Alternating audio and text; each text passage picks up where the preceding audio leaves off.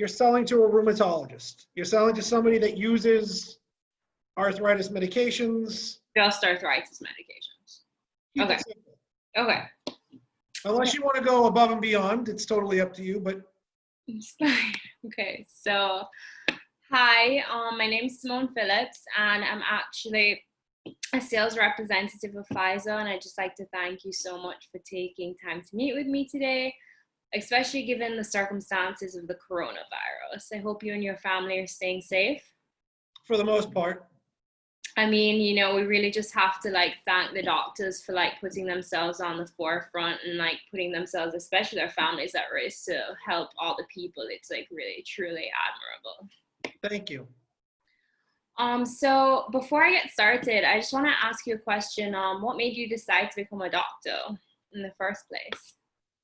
I think helping people, helping patients. I see a lot of patients every day that have lost mobility or have lost the ability to do things that they once took for granted. And I think that's probably been one of the most rewarding aspects of becoming a doctor and in treating patients.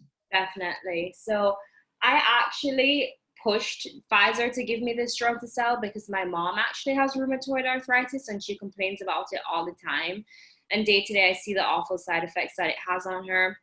For example, it makes her hands and feet get really swollen sometimes, and it gets so bad that she'll even have to go get steroid injections because they get really big. Right. And obviously this has had a huge impact on her life. It's she's had to curb the way she eats. She can't really have any gluten because if she does, it will really upset her body. Right. So I just want to tell you about a little bit about how the drug is used. So as I said before, it's used to treat psoriatic arthritis as well as moderate to severe forms of rheumatoid arthritis. And this drug, as you may already know, is taken orally. It helps decrease pain in the joints and swelling in the joints, as well as tenderness. It also is a multi-purpose drug because it can treat certain bowel diseases, such as ulcerative colitis, and it can help reduce other symptoms such as diarrhea, rectal bleeding, and stomach pain. So before I move on, I would just like to ask you a few questions to get a better understanding of how I can help you to the best of my abilities. Sure. So you previously mentioned that you're a rheumatologist. Close, yes. Yeah. So how many patients do you see that present with these symptoms each A lot. A lot. I Okay. mean, basically, that's my practice. That's how I built my practice. I mean, I get these patients that come in every day with varying joint symptoms, skin manifestations, you name it. That's what I do. Okay. And what drug are you currently using to treat them? If it's a rheumatoid arthritis patient, I'll probably end up using Humira. Okay. One of those tumor necrosis factors. If it's not, if it's a suspected psoriatic arthritis, maybe go to Tesla or something like that. Okay. And then what kind of feedback are you receiving from your patients from Humira? Are they happy with this drug? It burns, but for the most part, we've had pretty good success. I mean, as you know, Humira has been the mainstay for a lot of practices. It's been out for a long time. So it's widely used. And again, for us here, because we're such a busy practice, it's easy to get.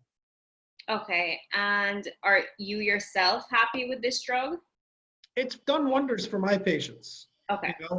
But there is a subset of patients that, like every drug, it doesn't work too well. Exactly. And then my last question for you is do you use it to treat any other illnesses? Yeah, I mean, if or would you even be open to having it be used to treat other illnesses? Of course, yeah. If it's going to help a patient that has Crohn's or whatnot, yeah. Okay. But again, that's not I'd rather, that's more for the GI folks to deal with. Yes, so your focus would mainly be on arthritis patients. Understood. So I'd just like to also tell you about some of the negative side effects, which you already know, but I think it's important just to touch upon a few of them. that may occur after taking this drug. Headache and diarrhea may be a result, as well as tiredness, fast heartbeat, shortness of breath, severe stomach pain, signs of liver disease, and yellowing of the eyes and skin. And even some patients have persistent nausea and vomiting. All right. And then obviously Xeljanz is not the only drug, and it's a relatively small drug at Pfizer right now with only about 2 billion in sales. And we're hoping to grow this drug. So really, I've been tasked to help grow this drug because our exclusivity period ends within 2025, which basically means that it will no longer be protected from any biosimilar competition. Got it. So Xeljanz does have a few competing drugs, as you said, AbbVie vs Humira, which is the Lido. However, Humira is used to treat other things as well as Crohn's disease and ulcerative colitis. And then you do have other competitors such as J&J's and Orenco, Actimento, and J&J Simponi. So let me ask you a question. As a sales rep, coming into a doctor's office, you close your eyes, right? And you think of a perfect patient that I should use your product on. What does that patient look like? That patient looks like someone who is really struggling with like severe pain, and to the point where it's affecting their day-to-day functions, and that's not a way they want to live their life. So that's, to me, what a patient looks like: someone who is presenting severe and persistent pain. I see a lot of them. Yes. So I think my drug is a great drug because it hasn't demonstrated itself to be inferior to even Humira. It's basically on the same level as Humira. So I think it'd be great to, like, if I could give you a sample of my drug to have you test on your patients and see the feedback that you can get from them. And then I can, get your business card and follow up with you in a few weeks and see how things are going. Then maybe if you want to, start trying this drug on a long-term basis. Yeah, I'll give it a shot. I can do that. Thank you. So yeah. I'll have my office be in touch with your receptionist, and we can set something up sometime soon. You got it. Okay, thank you. You got it. What'd you think? I think it felt different over Zoom, definitely. I think that when I practiced, like prior, when I was supposed to do it, I had it a little bit different. It's exam week, so there's been a lot going on. So I definitely think I could have probably maybe been a bit more persuasive. But other than that, I would say, yeah, I think you had two opportunities, right? And that's not to say, I think you did what you wanted to do.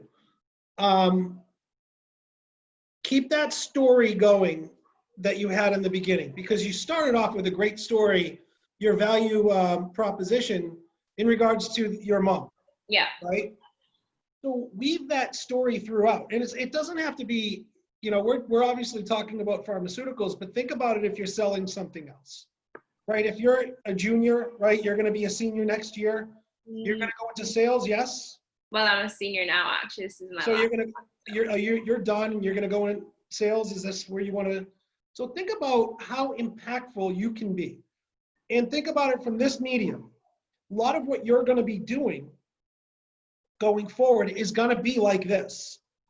Think about the old ways of going in and being a sales rep. Whatever you want to go into, you might have your initial pitch, so to speak, over this medium. So how do you make the most impact you can possibly make this way?